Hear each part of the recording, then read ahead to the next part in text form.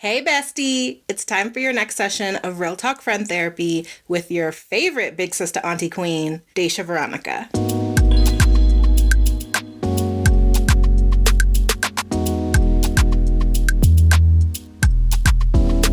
Hey, y'all! I hope you're having a fabulous week so far.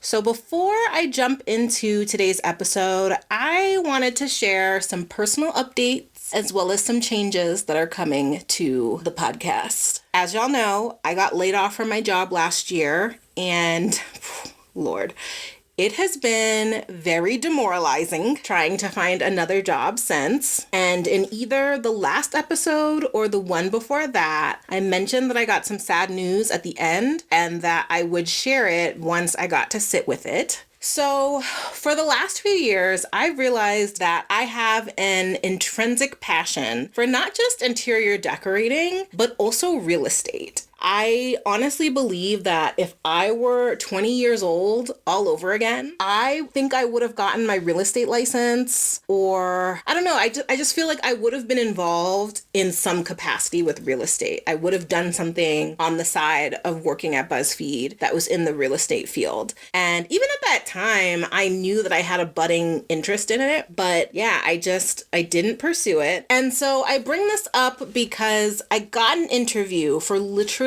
my dream job. Like, I'm telling you, I kept telling myself, I was like, oh my gosh, it's like you manifested this job, like it's everything you've ever wanted. And not only was it with a company that I have heard amazing things about, but I would have gotten a raise. I would have been doing work that I'm passionate about. It was just perfect. It could not have been more perfect for me. And I made it through to the third round of the interview process. And then they told me that they were going to go with somebody else. And y'all, I ugly cried. Like, not ugly cried, ugly cried. Not only because my finances are in the pits of hell, but also because I just felt like, I was like, universe, what am I doing? What am I doing it all for? You know, like, I just felt like I had gone through so much, and I was like, okay, I didn't get the community college job because this was the job that I was meant to get. And so not getting it, I was just like, what am I doing? What am I doing? What do you want from me? What the fuck do you want from me? So after that, I had to take some time to just surrender and be with my thoughts. And now emerging from that, I feel like I have some next steps, some direction, and I want to share them with you all.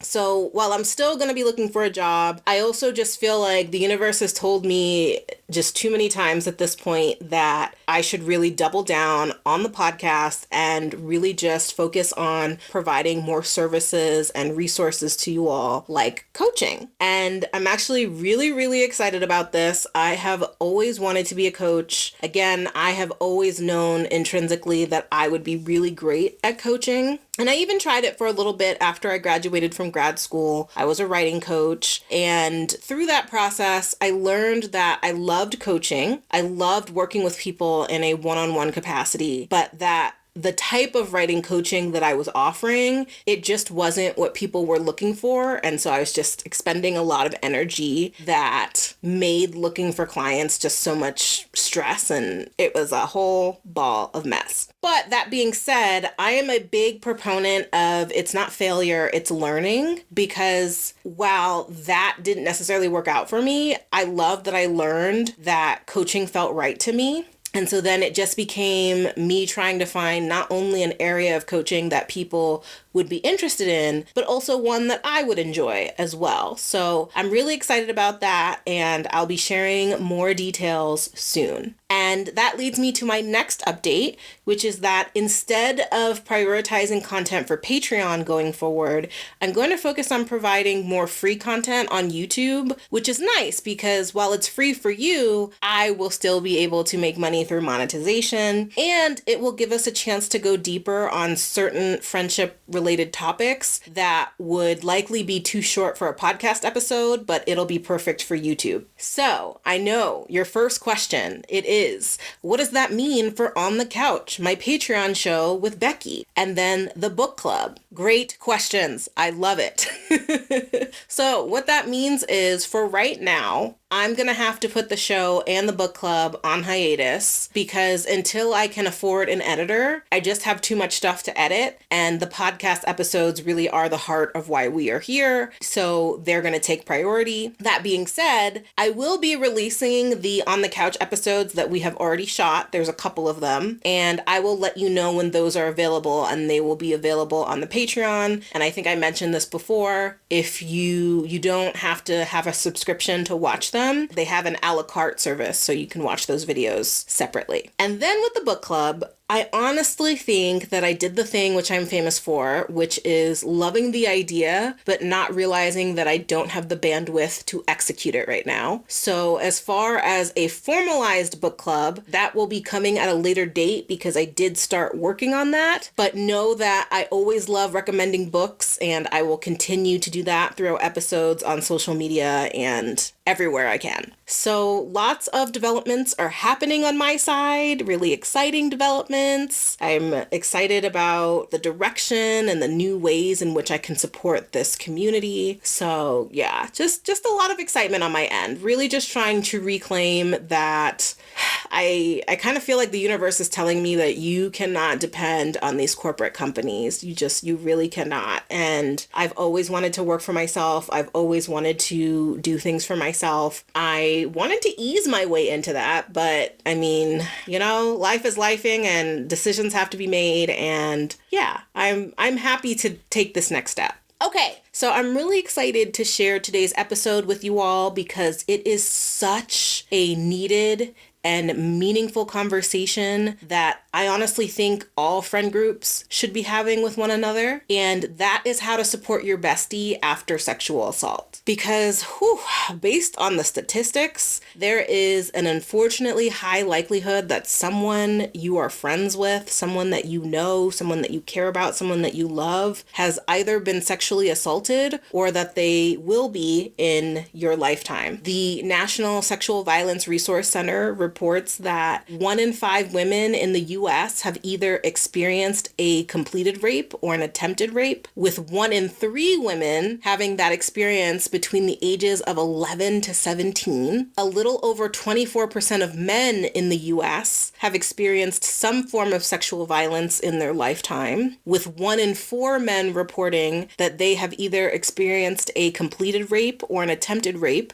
between the ages of 11 and 17. And then over half of male victims reporting said that it occurred by someone that they knew. So really, really sad stuff. But I want to be clear here, even though a lot of these statistics are centered around rape, rape is not the only way in which someone can be sexually assaulted. And I want to highlight that because our culture can be so hyperfixated on rape that in the process, what we end up doing is lessening the impact or the importance of other forms of sexual assault to our collective detriment. I know for me, I didn't have a clear understanding of what sexual assault consisted of until the Me Too movement in 2017. And it's crazy because let me tell y'all, I was in an airport. I can't remember where I was traveling to or from. And I remember being on Twitter and looking at all the stories coming in and, just seeing all of these women sharing their stories. And I had such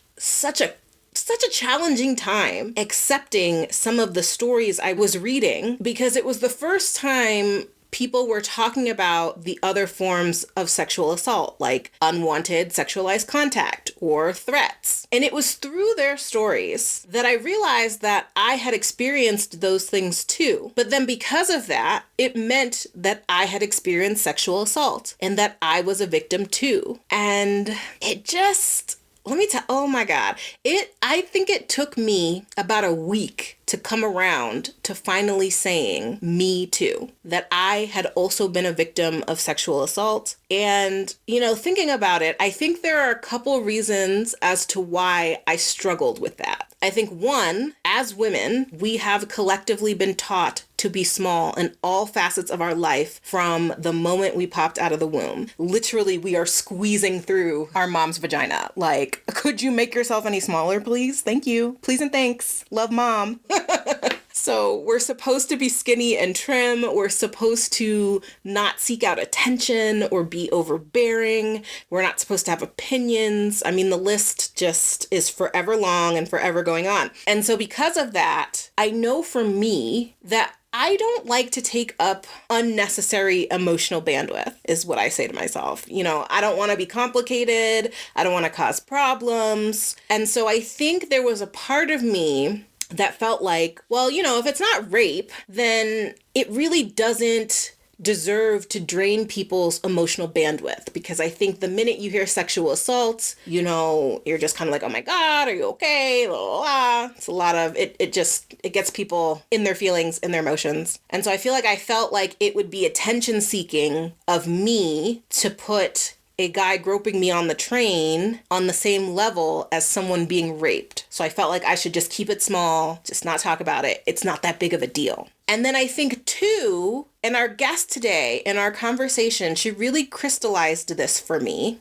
I also think I struggled to admit this because I think it is so problematically endearing in American culture for people to be able to move quickly past their trauma. And honestly, not even just move past it, but to conquer it, quote unquote. To say that it no longer affects you. It feels very much in line to me with the whole, you know, pull yourself up by your bootstraps mentality that, you know, we all know is bullshit, but we still like to live by. Because with the pull yourself up by your bootstraps, it kind of comes with this insinuation that, you know, you need to be strong, you need to be tough, you need to just like get through it, and that you need to do it by yourself. And so I think we intentionally or unintentionally give brownie points to people who say they got over traumatic events quicker. Because what's funny with my own reaction is that even when I got to the place where I was able to admit that I had been sexually assaulted, I kept trying to downplay it and say things like, well, it wasn't that bad, or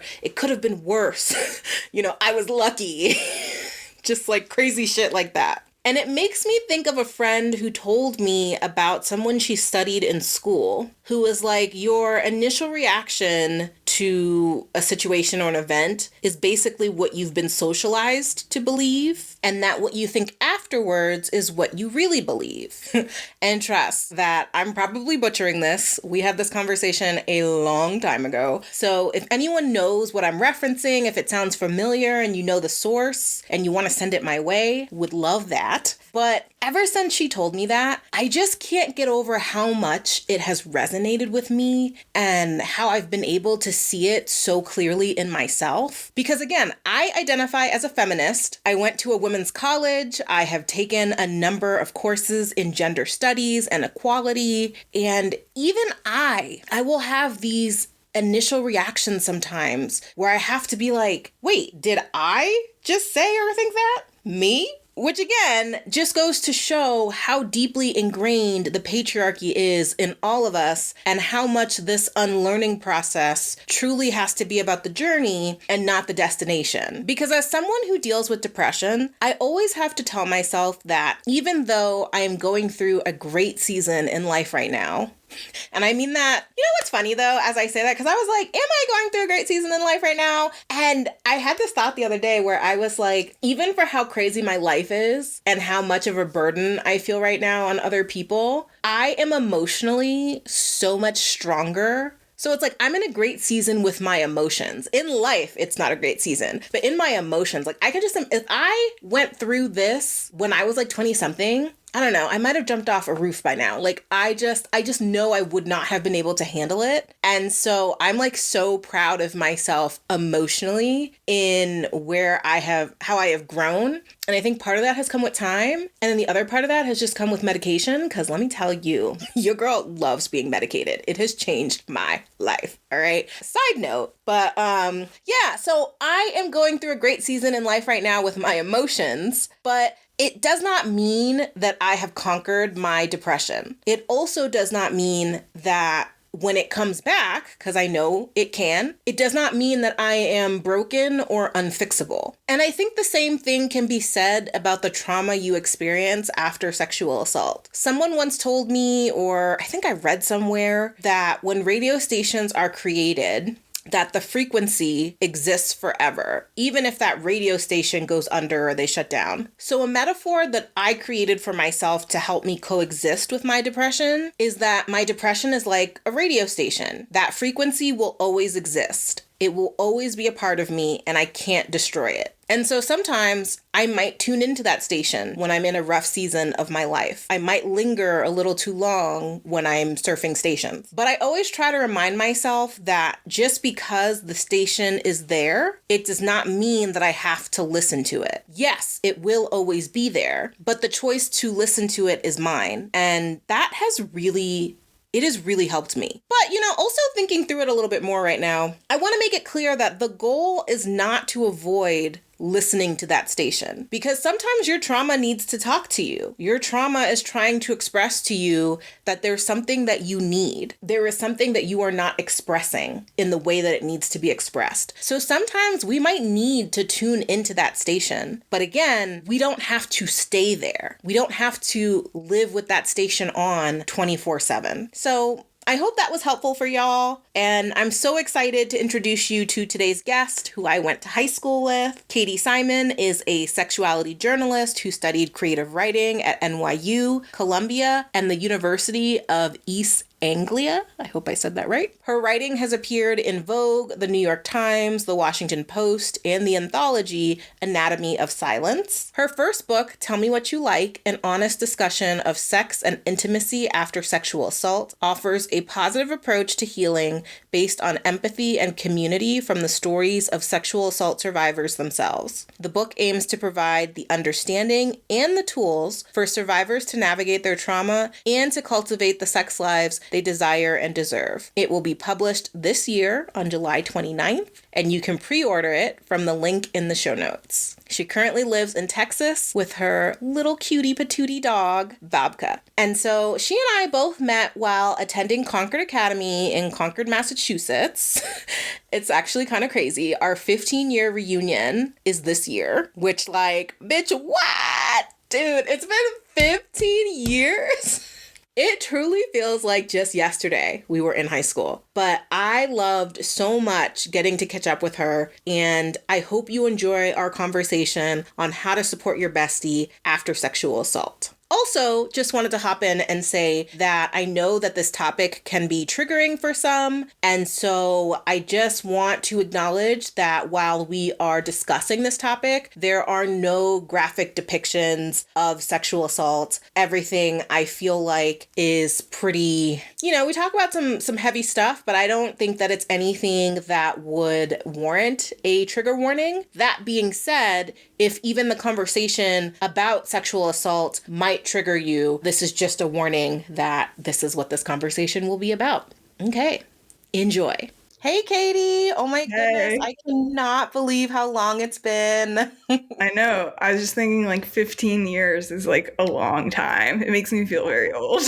Oh my gosh, I feel so old. Katie and I graduated high school in 2010, which is just insane. I am so excited to have you on the podcast today and to talk about your new book and how we can support our besties if they've been assaulted. How can we best support them and just be a really great friend to them? So, as you know, the podcast is all about friendship, and it is a space where we get real about friendship. And I think that this topic in particular is just so important because I just feel like when it comes to any, what's the word I'm looking for, difficult conversation, I just think that as a society, we don't prepare people to do that well. And then in particular with sexual assault, I just think that there are so many people who want to get it right, but maybe aren't at all. Aren't even close. So I think that this will be such a helpful episode for the listeners out there. But yeah, before we dive into all of that, I am personally just so fascinated by your career and where life has taken you. Again, it's been 15 years. So I would love if you could introduce yourself to the audience and just kind of,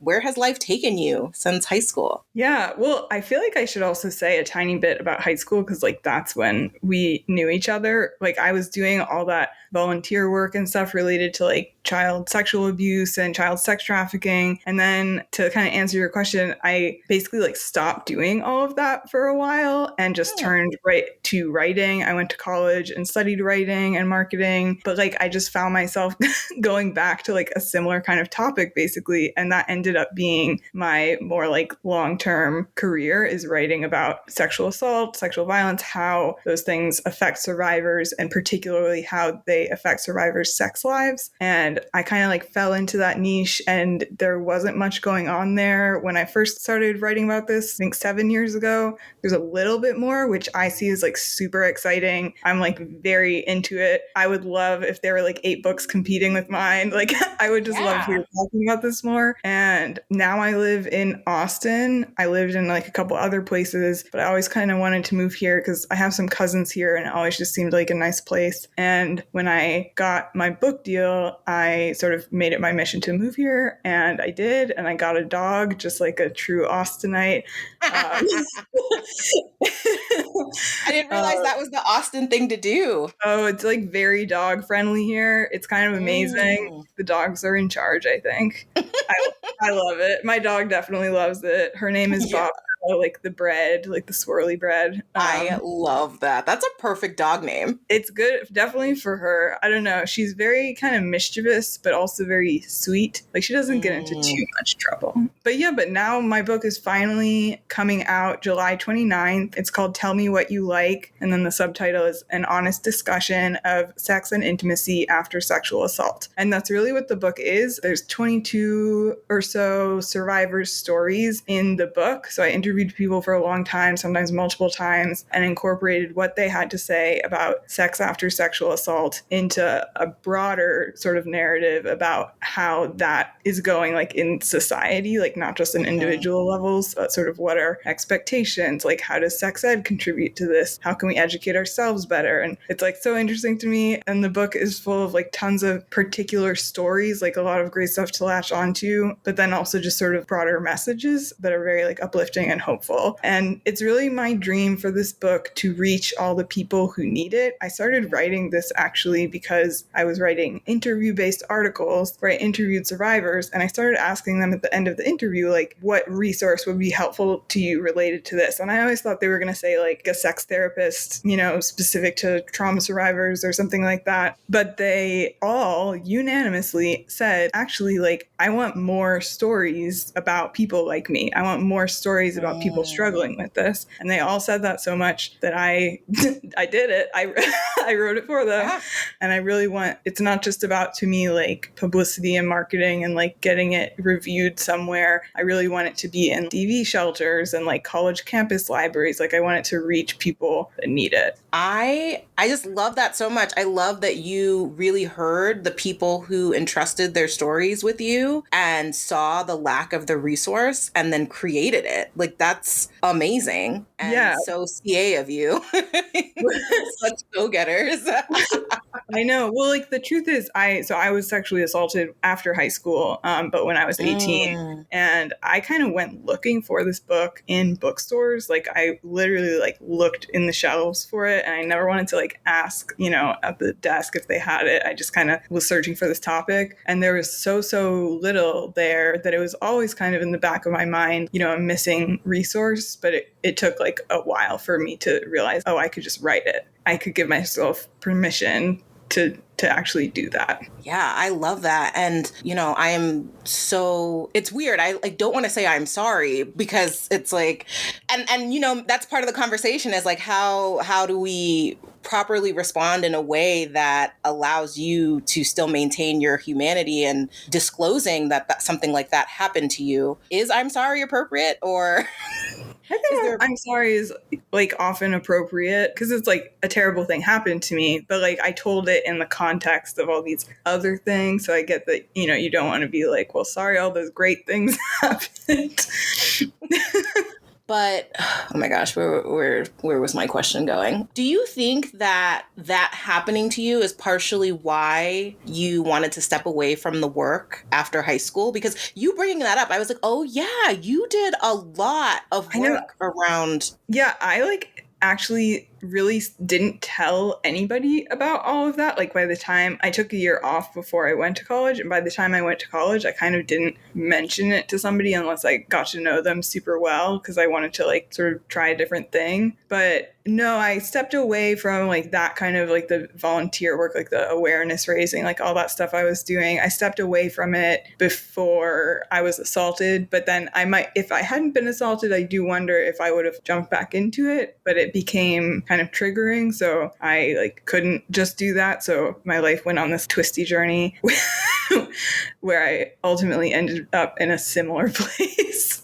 Yeah, I think that you doing this work is such a gift for those survivors and then people who that's going to be part of their journey in the future. And can you talk about what it is like for you as someone who has also experienced to create this book and to sit with those survivor stories and things like that? Yeah, absolutely. It's sort of counterintuitive, but I've experienced other like sexual assaults in my life. And as I was writing this, something had recently kind of happened. And I was kind of like terrified to engage with the work, even though it was at that point pretty comfortable to me. Like I knew what I was doing. And then I just like jumped back into interviewing people. And I actually found it to be the most supportive conversations I was having with anybody. Because people were being very open and honest. And it wasn't really up to me to like share anything back, but I was in that space where it was like very safe to talk about. So it felt really good without actually having to do anything. Yeah. So I found that aspect of it really healing. I do feel like with this topic, hard deadlines for like big projects like a book is you can't fake that and write it the weekend before it's due. You like physically cannot type that. um, so having that sort of like weighing on me all the time for the first draft, I would say that was like not a positive part of the experience, but then it was balanced with this knowledge that I was doing something that would help people. So it was sort of a mixed bag and definitely overall like a positive thing to do. Again, the minute that you had written, so how this came to be is that Katie was doing class notes for our high school and she gave an example. And I was like, wait a minute, that's really, whoa, what? Okay, hold on. I was like, so I do this podcast. Like, are you interested? Because I just think that it's so important. So yeah, I'm just so appreciative of you doing this labor to provide a need that I think is so important. It's such an underserved population. Thank you. Like that means a lot. And yeah, class notes are funny things to do. I know. Oh my gosh. There's so many times where I'm like, I will be like, okay, I'm going to do it. And then, so I'm really glad that you hit me up in my inbox. Yeah. Well, Daisha, what you're doing in your whole career, I feel like impressed is the wrong word. It's just so cool. Like, I feel like you've tried different things and they're all connected. And so you're like tornadoing kind of like into like this whirlwind of like success. Like all these different things gathering up along the way. It's cool to watch. Thanks. Yeah. No, I mean, I feel like I'm in a tornado as I live it. So I think that was very accurate. Yeah. Okay, so my listeners know that I am a huge word nerd. I just think that it's so important to really have like a grounded understanding of how we're using a word and its history. And so I thought it would be great to start off our discussion with you defining what it means to be sexually assaulted, especially within the context of your new book. Yeah. So for this, I feel like it's important enough that like you should use, very workshopped, like develop definitions. Because if I just sort of like threw something out, it might not kind of include everybody or it might like not quite be right. And there are two definitions that I've used for work, and one is from the National Sexual Violence Resource Center, and it just means any non-consensual sexual act, and state laws can vary on the definitions used for sexual assault, but sexual assault is any type of sexual contact without consent. And then you get into like this whole thing about consent with that, but it also mentions, and this is why I like this definition, it brings up a lot about the role of coercion, and because people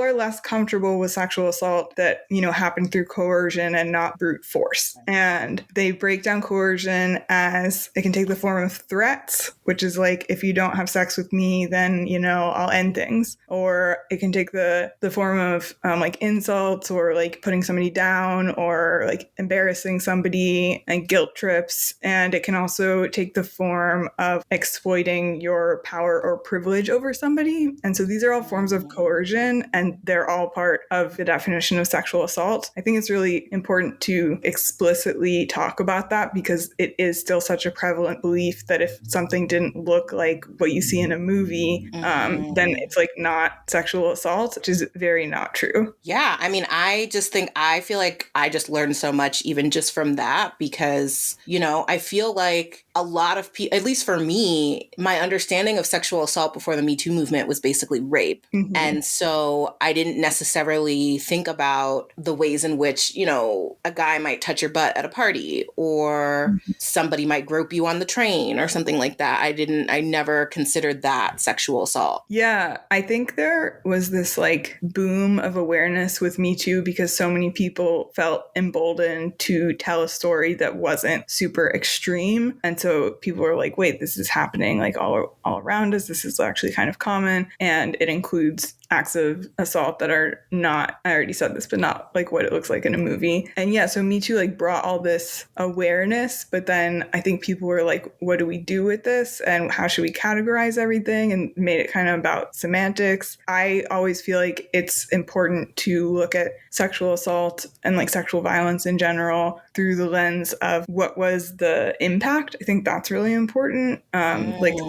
there can be like a big spectrum of violence, but then that means there's a spectrum of like different kinds and degrees of impact, and like what kind of trauma it can cause. And I think it was Jessica Valenti who wrote this book called Sex Object, where she talked about like somehow like somebody assaulting her like in a lesser way. I'm using air quotes, but on like the subway where there were lots of people there, felt worse to her than a time that she was raped by somebody. That different things can affect you differently. I think that's like really important to keep in mind. So when people are sharing their stories, it might not seem as severe, but it might be the thing that like broke their trust in their family. And like that's, that's huge. Yeah, it makes me think about a time that because I feel so I've never experienced rape, but I have experienced forms of sexual assault. And it makes me think of this time that I was on the train, and this guy, so he didn't touch me, but the way that he was speaking to me, there was such violence in the way in which he was talking about me and my body, and he was like so close to me.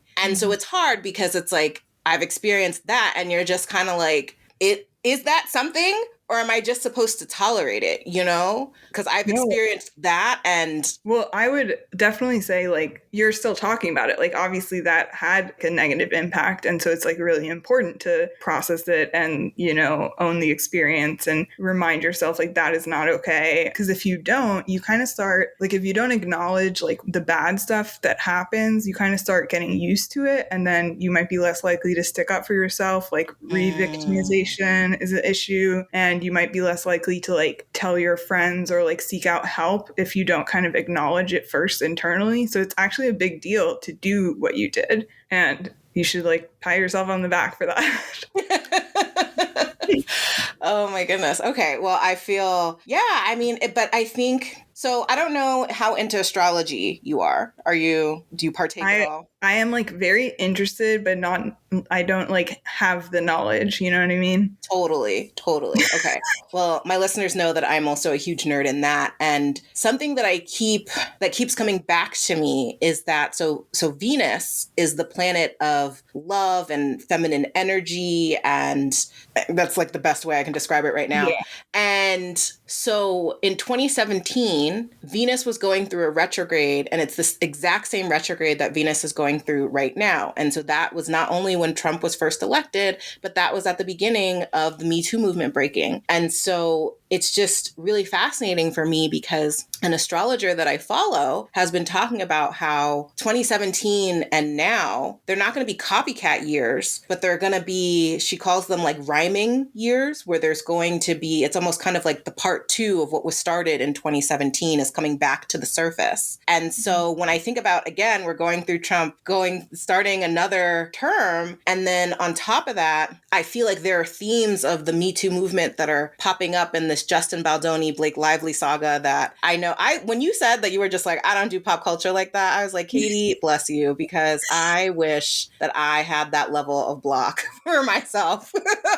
I feel like everybody is getting it from TikTok, and I don't Yeah. currently have a TikTok. And I think that is sort of why all these things happen. And I hear about them, like literally, like hear people talking about them. And I'm like, wait, what is that? And I might catch like a little snippet, but I never get the whole thing. So Yeah. Yeah. I either should stay off TikTok or get a TikTok immediately, I think. I mean, I love TikTok. I do. I feel like I learned so. It's one of the very few social media platforms where I feel like it doesn't make me sad. It makes me curious. You know, I feel like with Instagram, it was a lot of like people just showing off and fronting a life that you're just like, oh my gosh, like my life doesn't look like this. Like I hate my life. But on TikTok, I'm always getting like just people going into deep dives. I feel like I've learned the most interesting, fascinating things. And my mind also works that way too. Like I love going down Wikipedia wormholes. So, but at the same time, like there are times where I think I've spent an easy 2 hours and not even realized that I was scrolling for 2 hours. So do with that what you will, whether or not to get one or not.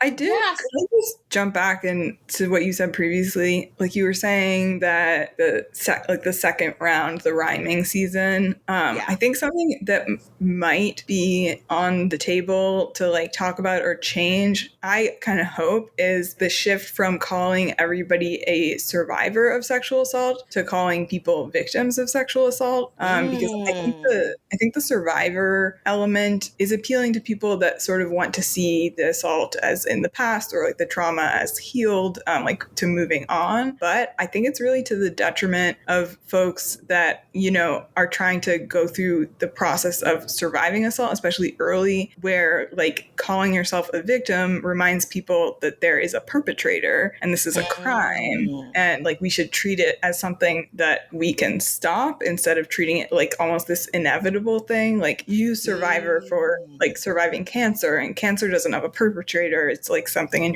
your body, and there's nobody to like take to court for. Well, I guess there are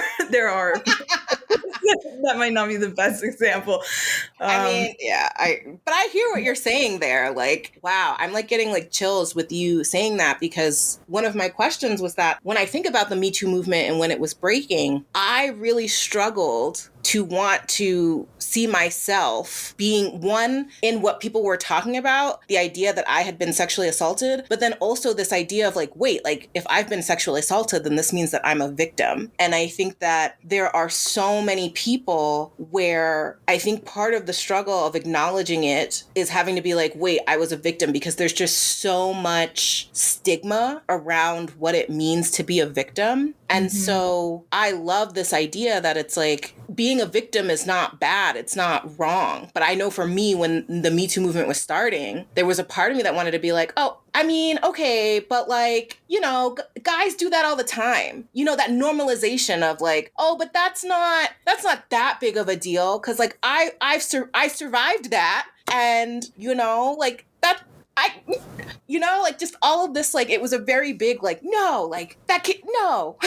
I mean, I think if we kind of how I just did earlier, like redefined victim to mean like in the like legal sense, like in the like technical sense, that might go a long way. And the reason why I was thinking this might connect to sort of the rhyming season is since the Me Too movement, a bunch of big names have had to go to court because of like what they did to their victims. And we've seen some instances of them being punished. And I kind of wonder if people might start to identify with, oh, well, I'm in that crowd where like like I want to be the victim of the crime, not the survivor of it, because there should be like consequences for the other person.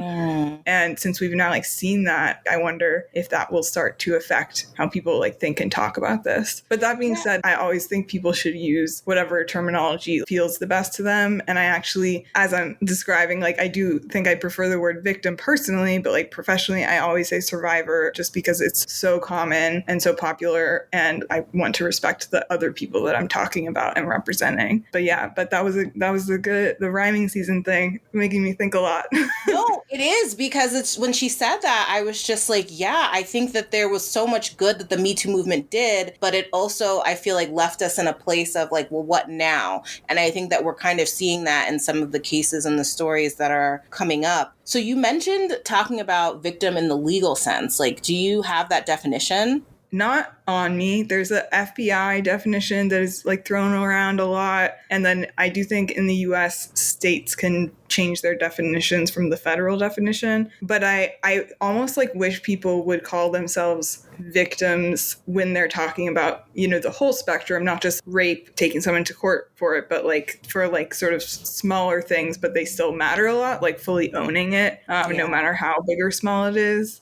Yeah, no, I love that. And I think that that's what I do appreciate the Me Too movement for, is like forcing me to acknowledge that just because I made it through those small things doesn't mean that it wasn't something awful that happened to me, and that's something that shouldn't be tolerated. Because I think that, at least for women, because sexual assault does happen to men and women, I think women we just kind of feel like we need to, gosh, now you have me thinking about the term survivor. And it's like, I can see the desire to want to call it that, and the hopefulness that lives in that term. But then also like what you're talking about, which is that if we're always focusing on the survivor aspect of it, then it seems like it's something that it's like you just have to make it through, and that you are stronger for having made it through it than acknowledging that this was a shit thing that happened. Yeah. One survivor I spoke to for my book specifically brought up the idea that like calling yourself a survivor, or I think she was just talking about the term like healing and going around saying, you know, you've healed. It implies that there aren't going to be times when like trauma resurfaces or like consequences from that traumatic event happen later on, like echoes or something. And that survivor was like, she was a somatics coach. And she was like, I always tell people like, just because like you're feeling bad, you know, 10 years after you thought you had healed, it doesn't mean you're going to feel bad forever. It just means you feel bad right now. And like actually like accepting and acknowledging the fact that you don't feel good now is what's going to help you move forward. I'm sort of paraphrasing, twisting what she said, but it was a very strong point. And yeah, she makes a lot of strong points in the book. She's cool.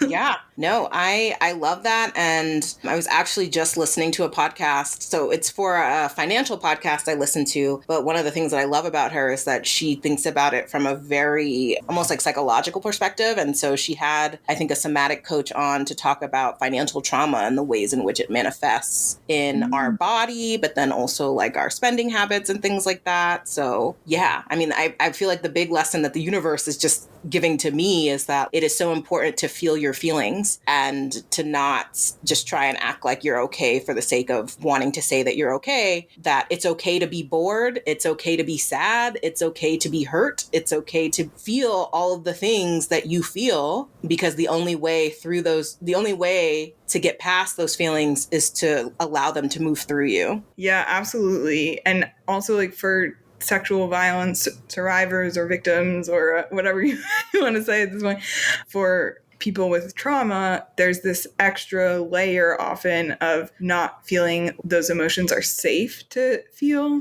So like staying away from the emotional response and then it getting kind of like backlogged, or like it's not healthy to stop your emotional reactions, but it happens a lot. So it's like this really complicated thing. But then once you start to be able to feel your feelings like in the present moment and you feel safe doing that, it's like really the earth shifts a little for the person. Yeah. So I want to go back to this conversation about victim, the term victim. And, how do you think that we as a society move towards reframing what that means to be a victim? Because I think, particularly when we look at men and sexual assault, I think that it is often underreported because of the implication that I feel like victim implies now, which is that you were too weak to stop a man or a woman from being able to take advantage of you, and that it's emasculating to admit that. Yeah, I think that's a really good question. It's sort of complicated. I'll say I actually interviewed a few people for my books, men, and they reached out to me saying they were sexual assault survivors, but then when we actually did interviews and like talked or even sometimes in email, they would start referring to things as like a bad experience or like my bad ex or sort of a reference to what happened without labeling it.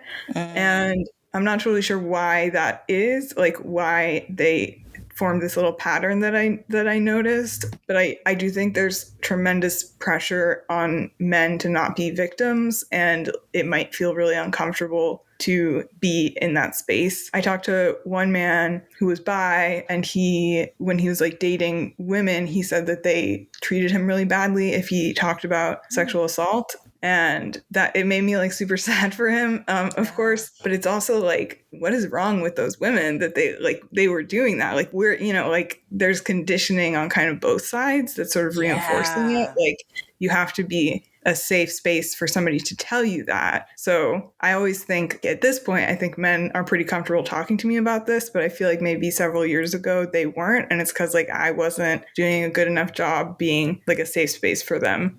Yeah, no, I mean, it's interesting you bringing up it's conditional on both sides, because I've seen that. I had a friend whose partner might have been assaulted. It was kind of left up in the air, and she'll even admit that she did not have the best reaction to him sharing that with her. And so I do think that this is an important aspect of the conversation around sexual assault that we need to talk about, because I think so much of the narrative around sexual assault is very female driven, but we also have to remember that one, this happens to men, and then two, that women sometimes don't always have the best response when it comes to hearing about a male being sexually assaulted as well. Yeah, I mean, like using that word like emasculated, like if men feel emasculated because of, that kind of conversation, it's because somebody was emasculating them a lot of the time, or like their culture, like playing out in their head was emasculating them. They're not like doing it to themselves, like out of nowhere. Yeah. So there's definitely like healing that could happen in the world around men, or just like anybody who has trouble,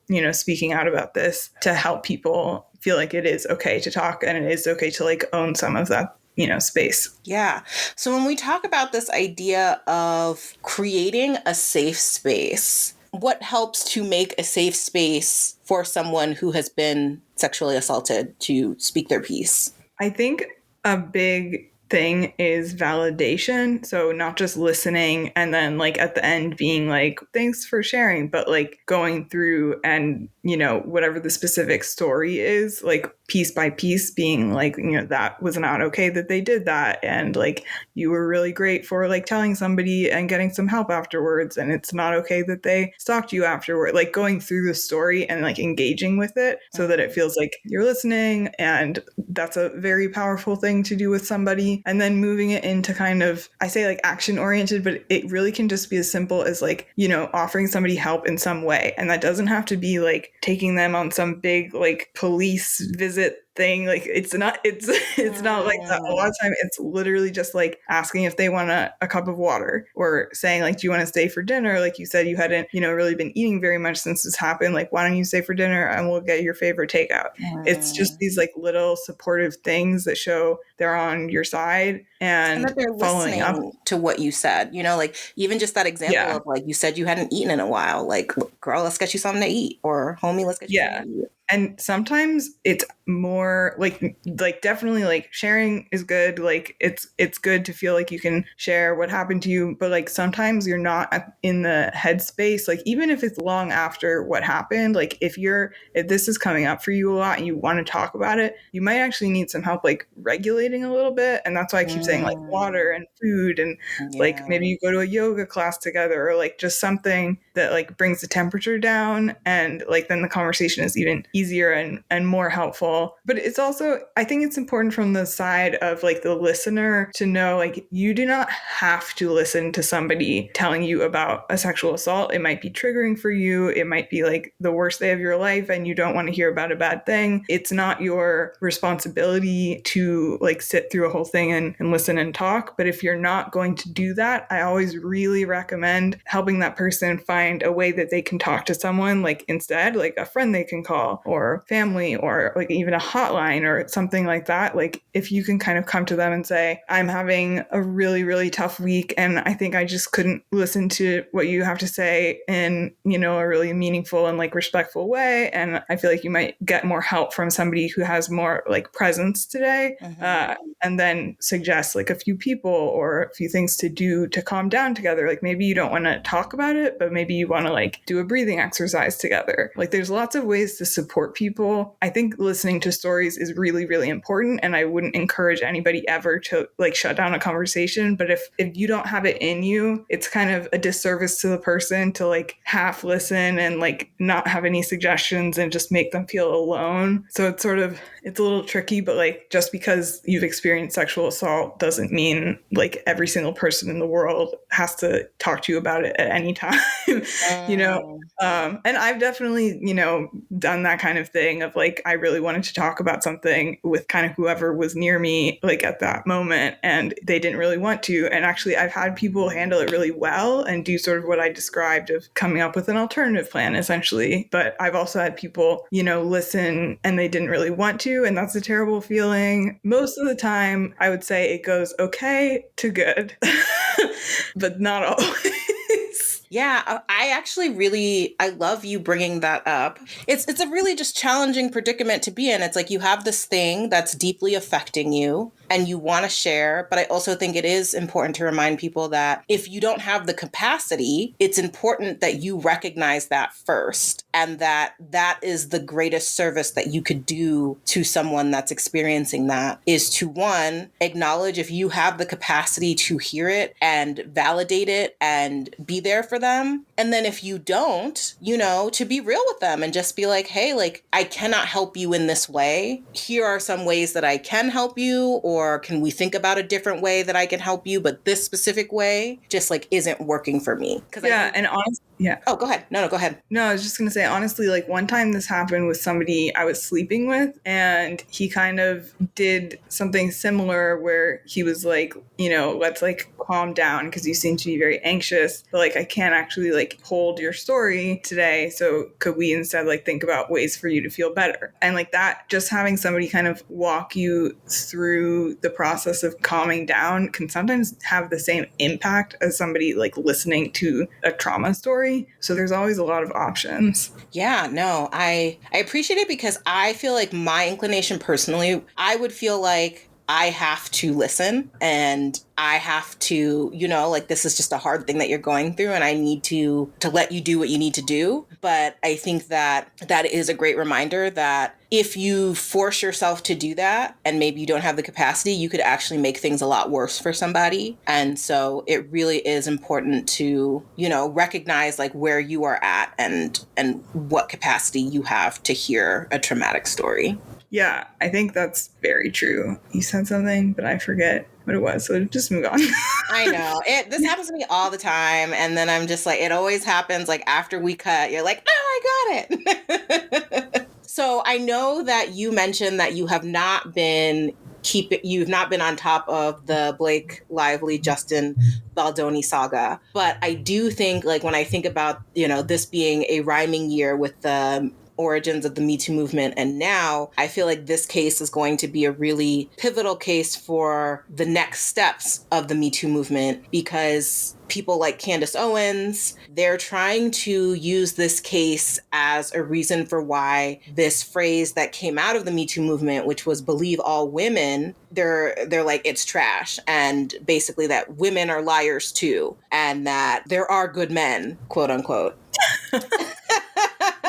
I mean, there are good men, but like, you know, it's interesting how I feel like she's doing the opposite, which is like all men are perfect. Like, just like, to use your logic, like men lie, women lie, we're all complicated because we're all human, right? And so I feel like she is trying to reject this notion of believe all women because Lively is not a perfect victim. And I'm curious what your thoughts are on this saying, believe all women. Do you think that it is the best phrase for what it actually intends? So when I hear believe all women, I like translate it in my head automatically to like believe all survivors, like believe all people who've said they've been assaulted. Like I sort of do that little like expansion.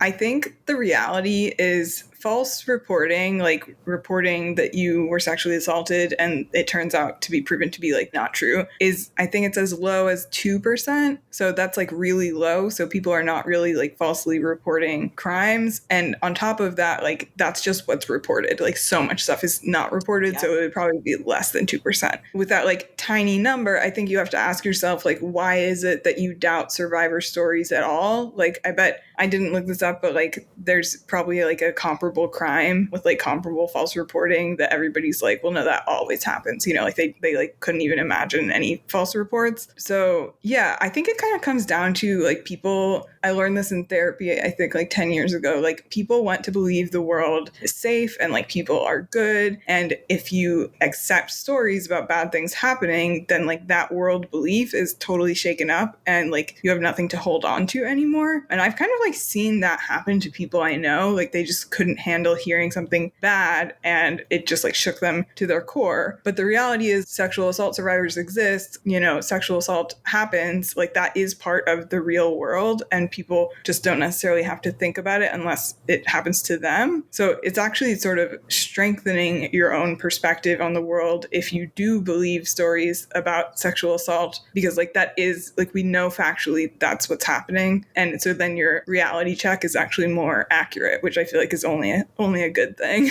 And you mentioned like the perfect victim. Yeah, I think like all of the like believing victims ties into the perfect victim, which is like the idea that if you were sexually assaulted and you're a perfect victim, you're going to have been wearing like really conservative clothing. You like weren't drinking, you like weren't doing anything like suspicious or whatever, and you like fought back really hard Asking for physically. it. And you weren't asking for it. You were, you know, you screamed during your assault to like get attention, like you did everything right in air quotes. And then afterward, you like went straight to the police because there was like a black and white innocent guilty. Like, of course, like go to the police. Like that's going to be a good idea. And that person does not exist. The perfect victim is not real. It's basically a bunch of like should statements, like a bunch of stuff that you're telling yourself like you should have done or like people should have done, but like that it might not have even actually been possible at the time that was happening. You're allowed to like go clubbing and like wear clothes to go clubbing, and like if that's the night that somebody raped you, you know, you didn't dress for the rape, you dressed for the club. So like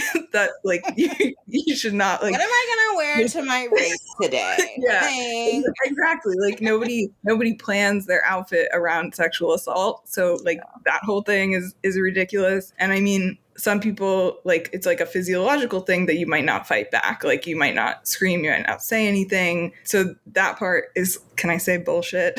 Yeah, totally. I mean, I cuss like a sailor, so Yeah, okay. That part is bullshit. And you know, like you if you saying didn't get that, help, the sorry. podcast that I was listening to, she talked about how there are different ways. So like when we think about fight or flight, there's also like, you know, for some people, they kind of become like the deer in headlights. Like they, you know, they freeze. It's like fight, flight, freeze is I think what she Yeah, and there are even, that was a good description of that one. And there are even others, like they say fight, flight, freeze, and appease, which I think is the same as fawn. Like basically you like try to be nice to them to try to get them to stop. And like these are all very well documented and like studied reactions, but people still think the only valid reaction is to like grab the nearest object and try to like hammer them to death. I'm like smiling just because like it's silly almost like that people It's like very still cartoonish.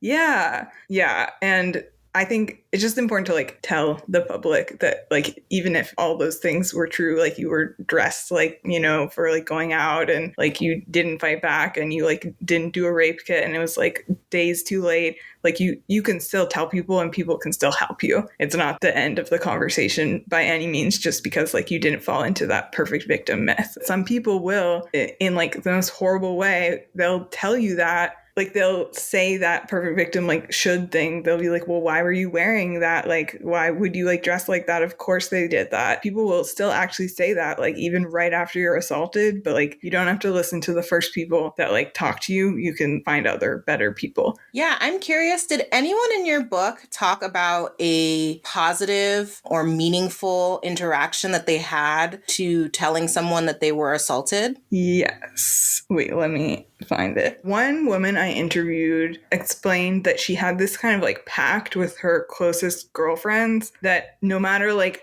how much or how little they shared about something, like they would still help each other. And when she ended up being stuck in a domestic violence relationship, and when she finally was really able to get out, she went to those friends, and she had never said anything about domestic violence. Like maybe they intuited stuff, but she hadn't had that conversation with them. And she was like way too overwhelmed to just like say all that stuff like on the spot in order to like access help from them. And she needed a place to stay that wasn't where she lived because she thought he would like follow her there. And so she like, I think basically like knocked on the door of a friend and sort of like didn't explain what was going on, just said like, I need a place to sleep and like, you know, don't like let anybody in, like don't answer the door, something like that. And that was what she really needed. Like she didn't need to talk right then, but she like needed a safe place to go. And so having that kind of deal in her friendship was like totally life-changing to her. Not everybody wants to be in a pact with their friends where they like will do potentially illegal things to help them. I don't know like what else that pact was used for, but it worked out really well for her. And I will say I also like heard a very kind of beautiful story from a guy I interviewed who was bi, who he had one best friend, a guy who was also bi, who he just like felt totally able to share about his history of abuse and his sexuality and like all these things that his sort of conservative traditional surroundings wouldn't let him talk about. And he just had this one friend, and I just kind of like love that for him. And he kept like dating people that were not good about it. And then he like found one girlfriend that he described as really totally different and life-changing. Like he finally found somebody that was very accepting. So like sometimes the people you tell might not be that many people, but they're the good ones, and like that's what matters. In some cases it makes more sense to tell just a few people, like for safety reasons. If it involves somebody that if there could be sort of fallout, it might be better to not tell like everybody. Depends on the situation. I mean, I've had friends react to my stories like in really great ways. I've also had some people react in surprisingly bad ways, and you can't tell based off of how they talk about other things. I think like talking about this one topic is a kind of different ball game, and to just like go into it with an open mind that maybe this person who's really socially supportive about like your dating life doesn't want to listen about trauma stuff. You kind of like can't tell until you do it.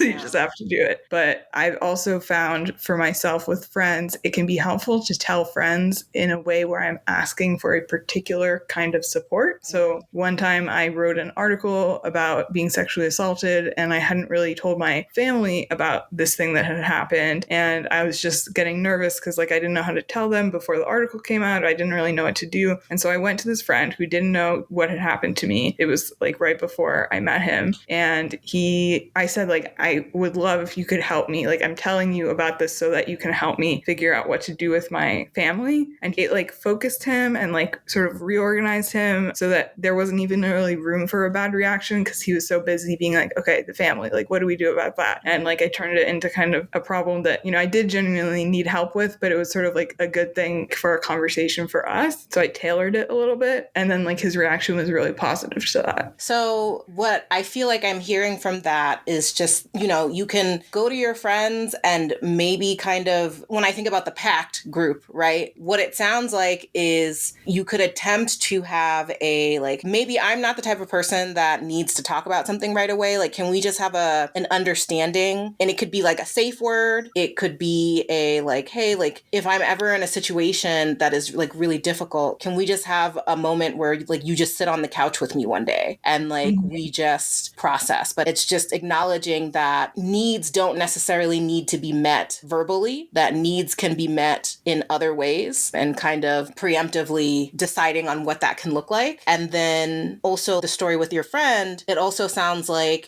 there are opportunities where if you are going to share, that it doesn't necessarily have to be like a dumping. And I think that maybe that's what can be hard for someone on the receiving end, that we can share, and one, that we get to choose who we share with. So we don't have to tell everyone, that it is within our power to disclose with whom we want to, but that it could also be helpful to be a little bit more tailored in how you're telling. So it's not just telling for the sake of telling, but it's telling for in your instance, it was like, I need help thinking about how I deal with my family. So being specific. Yeah, I think being specific with sort of what you're expecting from them is generally important. So, like, even if it's not something like, one specific issue you want to talk through, like my family example, just saying, like, if it's true, like, only if it's true, but like, I really just want you to listen and we don't have to have a detailed conversation, but I like need to get this off my chest. It sort of like sets you up for success. And similarly, I've had good results from friends when I've texted them asking to see them. I said, like, I have something kind of heavy I want to talk about. Like, is that okay? And then they're prepared, and it sort of prevents the situation where you're hitting somebody when they like have no energy to have that conversation. I think that can help too. Yeah. So coming back to this idea of like the perfect victim, I'm curious because I'll say for me, when I think about Blake Lively and Justin Baldoni and what is going to make this an interesting marker for the Me Too movement, is that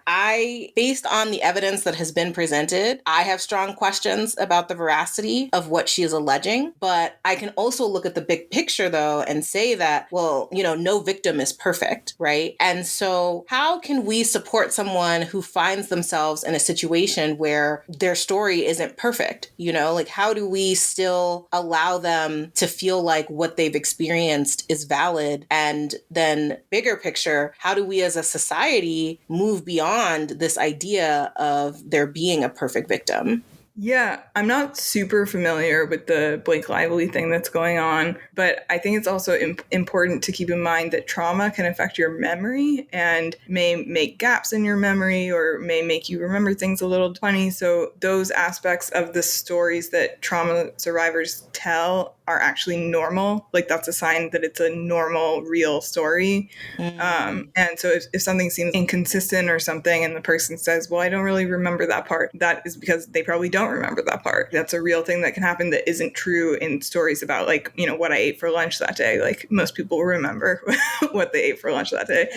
What was the thing you said at the end? So it's kind of a two-part question where how do we support people who don't have a perfect story, who come to us and, like you said, maybe there are gaps in their memory or they were wearing the racy thing or whatever it is. How do we support them and how do we create a space for them to feel like, your experience is valid. What you experienced is what you experienced. And if you believe that you were assaulted, that's what it is. But then also as a society, how do we move beyond the idea of this perfect victim narrative? How do you think that we approach that? Well, to answer the first, it sort of goes back to the false reporting thing. Reporting sexual assault, like, to the public, like not just to one friend or something, has almost guaranteed like really difficult consequences. Maybe it makes it hard at work, makes it hard with your family. So like it's like a very hard thing to do that person took really seriously, and it's like a big deal to them. So similarly, when somebody tells you a story, it's like a different level, but it's the same exact idea where like they are telling you even though they know you might not believe them or you might not react well, or like they might end up feeling bad because of it, but they still think it's important enough to try to tell you. So I always like keep that in mind, just because to me it seems like, or like if I don't really know what to make of it or something, like to them it was something really important to share. And I also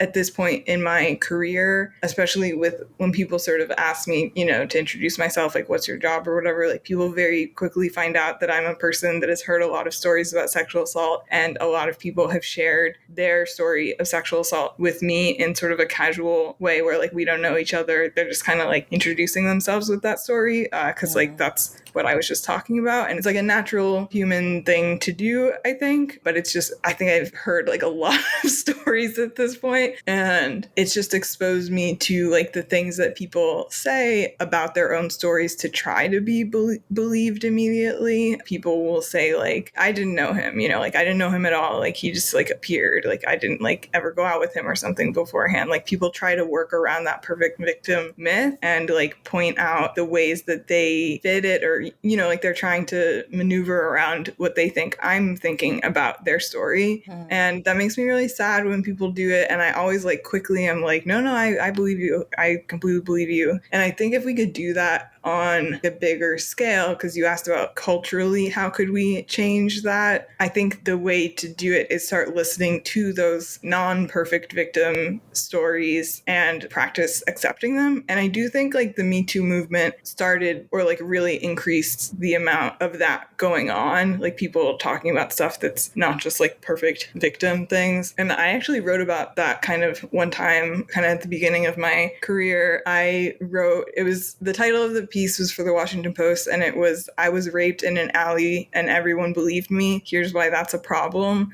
And it was basically taking apart this idea that when I was raped when I was a teenager, it was by like a stranger in the middle of the night in an alleyway, like in a horror movie. Like, it was like exactly like the perfect victim thing. Like, I don't know if I put this in the piece, but like I was wearing like long sleeve pants and a sweater. Like, I like nothing about it was sort of off. I was just fitting the myth, but the fact that people believe that story like so quickly. And then when I've told people stories about sexual assaults that are like not that one, and they question it and they're like doubting if it happened or why it happened or was it that bad or anything like that, just because it's not in the same like perfect victim kind of category. And it's like, so it's so toxic. And I'm not totally sure what needs to change for that to be culturally accepted. I obviously think like how we talk to kids about this stuff affects like future generations, and hopefully that is kind of changing. There's a lot more consent education, like there's a lot more to prepare people to be like, oh, well, it doesn't matter all the other stuff because she said no or he said no. So like we might be moving in that direction. I'm always very hesitant to be hopeful on like a big scale. I know. But no, I still think it's important to have, because again, like you said, like I just think that even just the fact that consent is such a bigger part of how we talk about sex education now, and that it's not just a yes, but like an enthusiastic yes, and all of these things. Like, I think that that's huge considering even where our generation came from. I felt like talking about consent was like a blip in, like it was just like, yeah, we talked about it, but did we actually really explain what that means and what that looks like and all those things? No.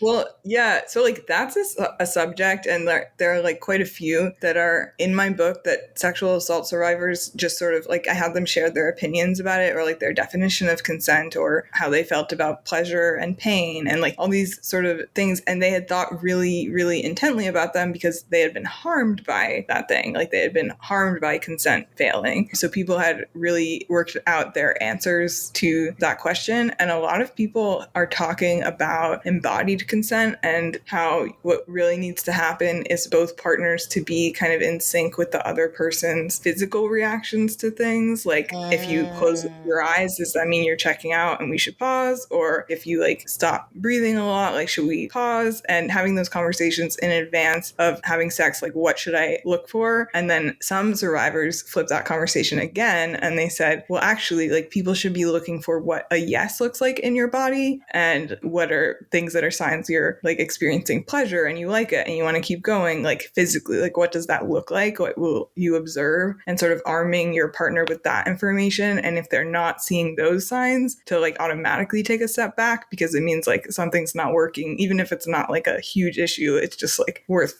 stepping back and talking about it for a second. So I think consent is expanding a lot. It's really an interesting conversation. And I loved talking to the survivors I spoke to for my book about it, because because their answers were all different. Like you would think they'd be kind of all the same. One person said the person who says no is the person in control. Like immediately the control goes to the person who's saying no. And that was like an interesting one to think about. But yeah, I think consent could change things a lot, like from a base level. And I think another reason to have hope is that you wrote this book and that, again, they had these conversations that you've documented and that will go forward for future generations to also sit with and contend with and things like that. So we got to have hope. Well, thank you. Yeah, I mean, change the time. it's a very like everybody thinks my book is like going to be like heavy and a downer, but it's actually very uplifting and hopeful because it's about rebuilding kind of, you know, like what comes next. Yeah, I didn't necessarily think it was going to be a downer because it's about the after. I often feel like when we talk about sexual assault, we only focus on the event and not the fact that people have lives after the fact and that they're still continuing to live after the fact. And so Yeah. I love that your book starts after the fact and not the event. Yeah, it literally does,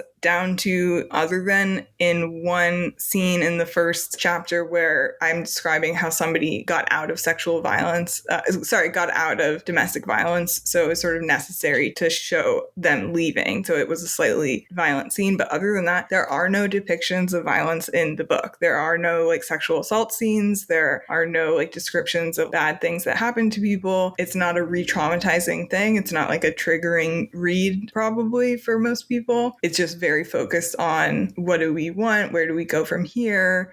Those kinds of questions. People told me most of the time, they told me about their sexual assault like story, but it didn't go in the book. Like I knew it wouldn't go in the book, but like I was down to listen and just like the focus on healing and what happens after. Yeah. What does my life get to look like after? Because I honestly think that like that's the thing, you know, I think the common saying is that like this doesn't define you. And there's one thing to say it and then another thing to actually put the focus there and be like, this doesn't have to define you. So like, tell me what you like, you know? So. Well, yeah, exactly. And there's a concept called post-traumatic growth that is sort of about how do we make meaning from what happened to us? Like it's like what comes next, but it's like sort of like based on that. And a lot of people I spoke to really had done that. And it's kind of cool feeling, and I've done that in my own life a little bit, and it's a cool feeling because this thing that like you wish had never happened to you like eventually might have some results, like what we were talking about at the beginning, like eventually might have some results that are like actually kind of like positive things in your life, which is not to say like you should have been assaulted or like it was worth it or anything, but like since it happened and that's out of your control and it's done, what do you do from that? Where do you choose to go? Like can be a very empowering part of healing. Wow.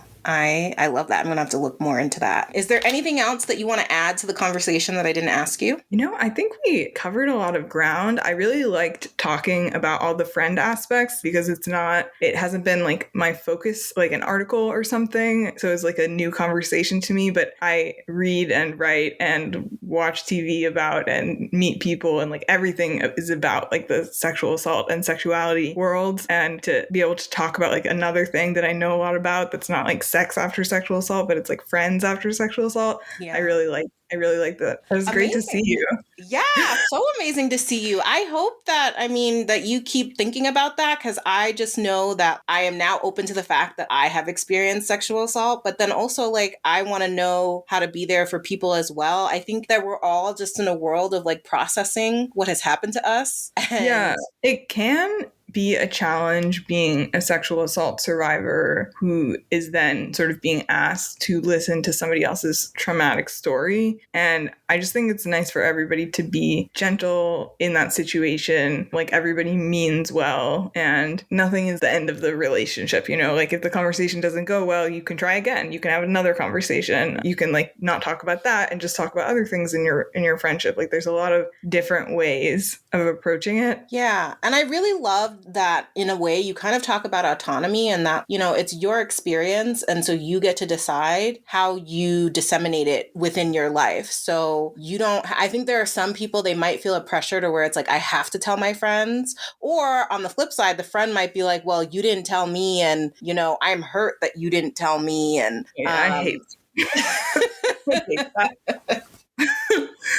Oh man. But yeah, like just the idea that like it's your experience. And now that I'm talking about it, I actually have a friend who was in a domestic violence situation. And I hope, like, it's one of those things that I always, I want to hope that I did my, like, I was sad that she didn't tell me when it was happening, but I've also learned to come around and be like, I'm just glad you told me now, and Yeah. know that, like, I'm always going to be here for you in whatever capacity that I can be there for you. And that, you know, like, it took me a minute, but I was like, it's not about me. It's about you. And it's about when you're ready to share, or if you had never been ready. I mean, if you never wanted to share, like, that's fine too. So I just think that this conversation is so important. The work that you're doing is so important. And I'm just so glad I could have this conversation with you. Yeah, me too. And that point, you may actually think that's an important point, specifically with domestic violence. Somebody might not really be able to share what's happening while it's happening. So being able to like accept their story when they do tell you and realize that like what was going on was not what you thought, or like interactions you saw were not what they seemed to you. Just sort of being able to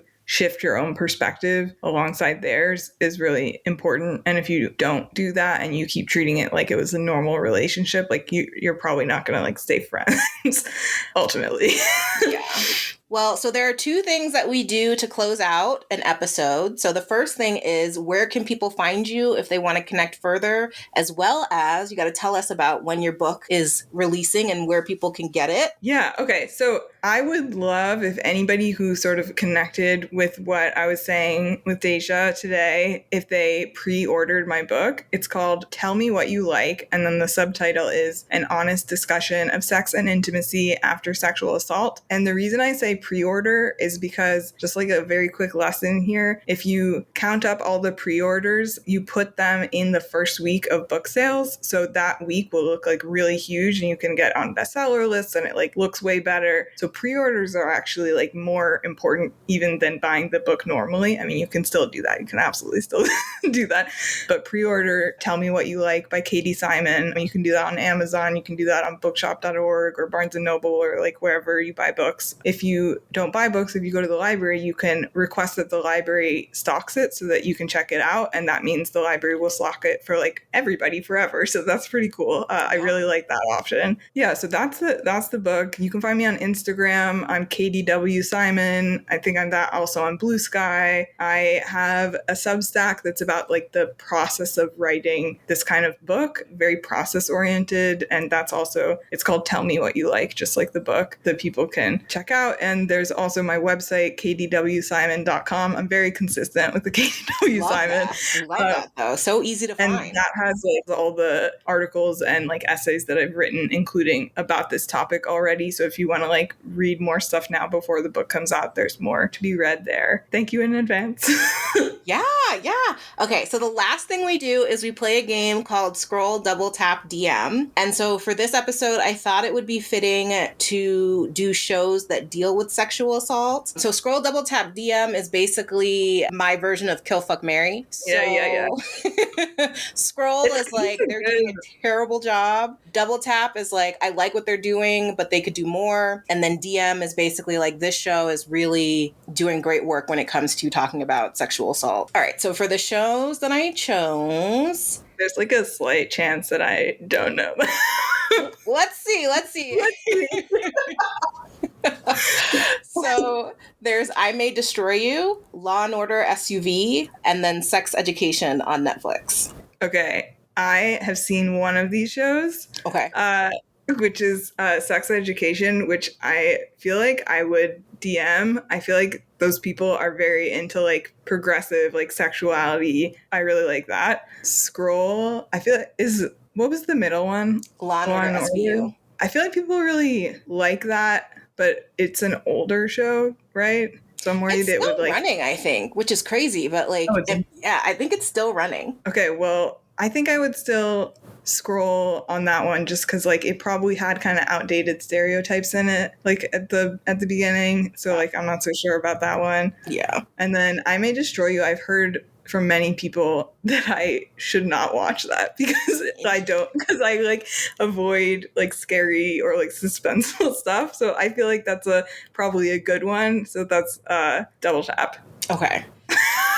Yeah, I mean, I agree with you. I love Sex Education. I finally like just finished the series, and I think that I don't. The Brits are always so open about sexuality in a way that it's interesting that that didn't translate over to us over here in America. Yeah, I lived in London, and it was kind of surprising. I felt like people were pretty sexually open. I guess it's working against the stereotype, so stereotypes should be ignored, but yeah. I think for me, I did watch I May Destroy You, and I loved it. And I think that it was so brave of, I think Michaela Cole is her name, for her to share her experience in documenting it. But I can totally see, I think one of the reasons why I loved it and I would probably DM it is because she not only details her sexual assault, but then also that of a friend, and it's a male friend. And I think that that's just, I love that she was able to share that experience because it's just not one that is talked about enough. And then I think I would like sex education. And then, yeah, I would scroll past Law & Order SVU. I also think that there's a John Oliver episode where he talks about how, in a lot of ways, like the Law & Order franchise is somewhat propaganda for being pro-police and rewriting that narrative. Because I do think that there are people, and I think I read an article that was saying that there are a lot of people who thought that the police were going to be a lot more caring about their sexual assault because of Law & Order SVU, and that was not actually what they experienced in reporting. So, yeah. Okay, definite. We agree. That one, no. Yeah, That's terrible. There's a really good, I don't know if you watched Last Week Tonight with John Oliver, but he does a deep dive about the Law & Order franchise, and it was very, very enlightening. You need to teach me how to like watch things. I do avoid stuff that is too like violent or whatever, so that does get rid of some options, but in general I just like I don't watch things. I watch Love is Blind. Oh my goodness. I watch that because you can just like eat dinner or like do the chores while like nothing's happening really. No, like totally. It takes like I watched Love is Blind as well. Although this last season, season 8, I agree. Everyone on social media has been like, it's so boring. And I'm like, I don't think I got the one past. now. Wait, say that again? Yeah, the one right now, you mean? The one right now. Yeah, because I haven't finished it, but I was watching that and I was just like, all these people are like so boring. Yeah, I got that in the first 30 minutes. I haven't gotten past the first episode, the first 30 minutes of the first episode. I could already tell. With that kind of thing, it's like you have to know, like you have to learn somehow why somebody likes them. Like you have to like see them as not boring because otherwise it doesn't seem believable that it's like a real relationship. So all these relationships this season, I'm like, why do you even like each other? Like what is going what is going on? But there were some better seasons. I recently, when my mom was visiting me, I got like really violent like stomach flu for like half the visit, and so we just watched Love is Blind, which she'd never seen, and she was like super into it. That show also had in one season a man share that he had been sexually assaulted, and I was like really impressed that he did that, especially in that because it was with somebody that he was like, you know, dating without seeing on a reality TV show, and he like was willing to open up. I was like very, very impressed by that, and I was glad they included it because I think he didn't like make it through, but like they included that. I thought that was cool. Yeah. I don't remember that, but yeah, I'm also glad that they included it. Yeah. If you love that kind of stuff, you should watch Married at First Sight because this season, it brought all the heat that Love is Blind is missing. Okay. Yeah. I will do that. Y'all, this is a conversation that is going to sit with me for such a long time. I am so appreciative of Katie making the time to share her learnings and her perspective with us. So please make sure that you either pre-order her book or you ask for it at your local library or DV shelter. Let's make sure that we get this book into the hands of the people that will need it most. And all of Katie's contact information and the pre-order link will be in the show notes. And again, let's continue to keep thinking about what are the next steps for the Me Too movement? What is the next frontier of conversations that we should be having about assault and consent and healing after trauma? And then how are we honoring what our trauma is asking of us in the current moment? How are we being true to our experiences in the world and not just stifling them because we survived them? Because one of the biggest realizations that I have come to after this conversation is just how fucking easy it is to become desensitized to small acts of sexual assault. And that's not without good reason. That is the point. That is what the patriarchy wants. Because who wins when we belittle and downplay our trauma? The perpetrators, the people who want to maintain the problematic status quo. And I know some of y'all might think that I mean men, like I'm saying quote unquote men when I say the patriarchy, but honest to God, I am not. Women uphold the patriarchy too, as we saw in this last election. Women can take advantage of and gaslight men too. Story time, real quick. There was a time in my life when I needed to get hand therapy because of all of the editing and the typing that I do in the computer. I had to get like a cortisol shot in my wrist. Anyway, I had to go to a hand therapist. And this hand therapist, Lord have mercy. Okay, this hand therapist was this very feisty, contrarian white guy. And yeah, how he was able to stay in business saying some of the crazy shit that he would say in front of patients is beyond me. And you will quickly see what I mean.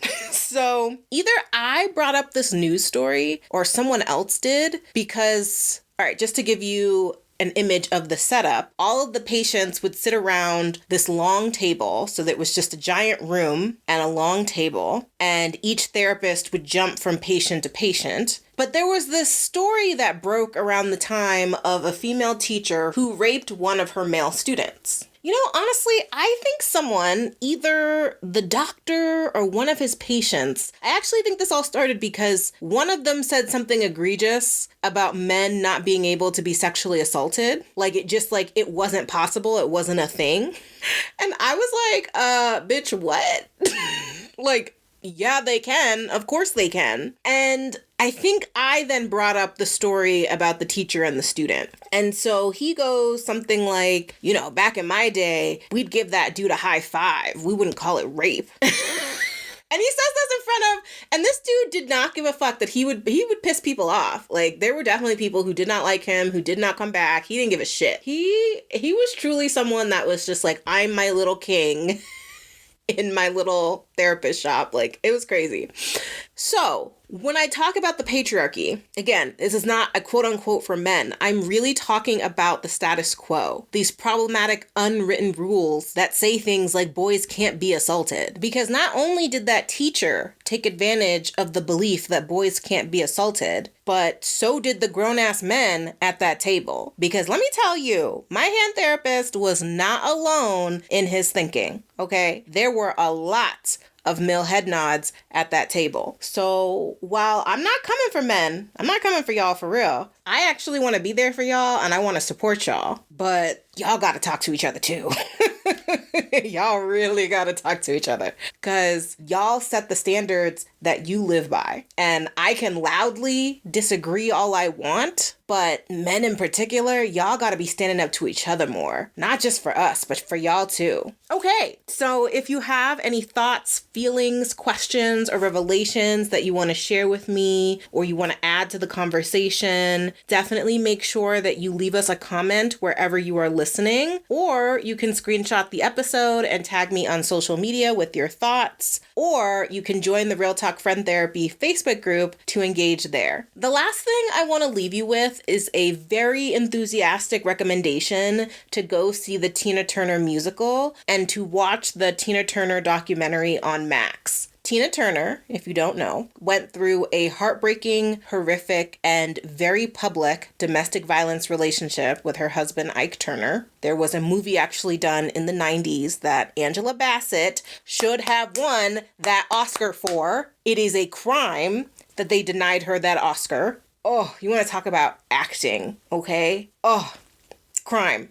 Absolutely a crime. And let me just caveat and say that even though her performance in that movie is so powerful and moving and gut-wrenching, I very boldly, all caps, do not recommend watching it if you are someone who is very sensitive to depictions of violence. But I do very much recommend the musical and the documentary because Tina's life story is just such a beautiful symbol for how sexual assault and domestic violence does not have to be the end of your story. I think the musical in particular does such an amazing job reminding you that even after all she had gone through with Ike, she still had so much more that she wanted for her life. And she made a successful comeback in an entirely different genre of music than what she was known for.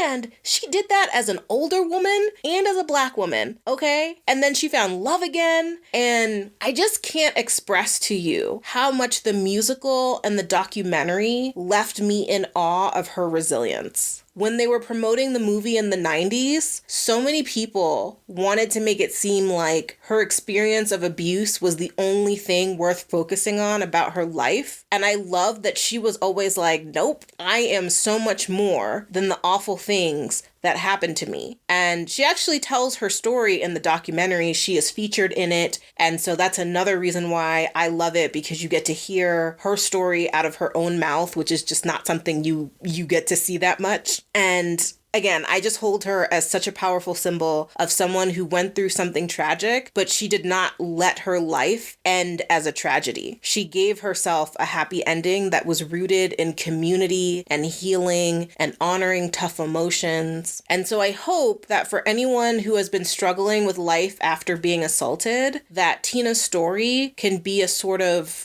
North Star for you, that you read Katie's book, which sounds like it's full of amazing stories from survivors who are also figuring it out, trying to figure out what that next chapter looks like for them. And then if you really appreciated this episode, I would love it if you share it with your own friends so that they can learn how to be there for you and we can continue having these very needed discussions in our communities. Remember that we are off next week. I do 3 weeks on and 1 week off. So I hope if you're new here that you use that time to go through past episodes. But then when we return at the beginning of April, I will have a really interesting discussion lined up for you around friendship and the Middle East. So you do not want to miss it. All right, besties, I'll catch you later. Your girl is out.